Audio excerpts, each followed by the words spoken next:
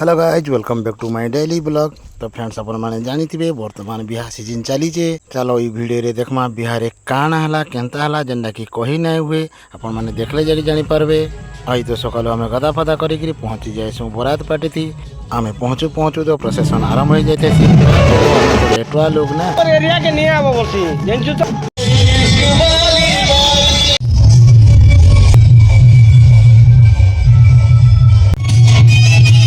निजे तो जहाँ नाचले नाचले बरपिला के भी लास्ट नहीं चल रहे हो नुचे नुचे बरपिला नाच देखी कि बाबू संभाले ना भी चले नागिन नाची हिसाब से प्रोसेसन सारी सुरा के पहुंची जासूँ टुके लोहर की। अरे बुआ जी नाचु जो नाचो आम तो जाइसु खाओ खाइमु एंता हिसाब से बसी पड़सु खाइबा लगी।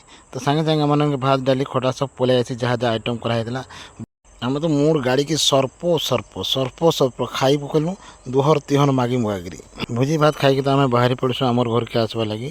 वीडियोटा जब भल लगा निहाती भाव लाइक शेयर कमेंट करबे।